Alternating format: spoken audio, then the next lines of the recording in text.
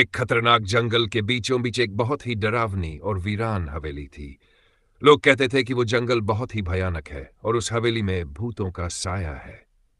किसी की हिम्मत नहीं होती थी वहां जाने की, खासकर रात के समय। एक दिन राज अपनी गाड़ी से अपने गांव जा रहा था।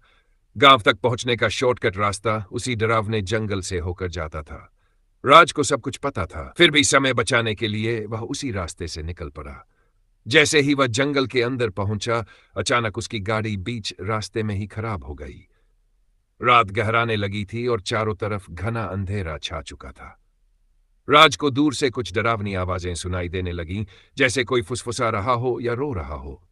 डर के मारे राज गाड़ी से उतरकर उस जंगल में मौजूद हवेली की ओर चलने लगा, यह सोचकर कि शायद रात वहीं काट लेगा और सुबह होते ही किसी मदद की तलाश करेगा। जैसे ही वह पैदल चलने लगा, अचानक जमीन से एक सड़ा गला हाथ बाहर निकल आया। राज बुरी तरह घबरा गया और वहां से भागने लगा। भागते भागते वह इतनी दूर निकल गया कि अब उसे वापसी का रास्ता भी नहीं दिखाई दे रहा था। कुछ देर और आगे बढ़ने पर उसे दूर एक पुरानी हवेली दिखी। कोई और रास्ता न होने के कारण राज ने वहीं रुकने का फैसला किया। उसने सोचा कि सुबह होते ही वो वहां से निकल जाएगा, मगर राज को क्या पता था कि यह रात उसकी आखिरी रात हो सकती है।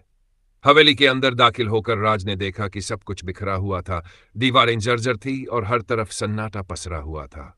वह इन बातों पर ज्यादा ध्यान न देते हुए आगे बढ़ा। वह बहुत थक गया था, इसलिए एक कमरे में जाकर सो गया। कुछ समय बाद उसे एक अजीब सी आहट सुनाई दी, जैसे कोई उसके आसपास चल रहा हो। फिर कुछ परछायां उसे सोते हुए घूरने लगीं। राज अचानक डर के मारे उठ बैठा, लेकिन वहां कोई नहीं था। थोड़ी देर बाद जब उसने फिर से सोने की कोशिश की, तो वही परछायां फिर लौट आईं।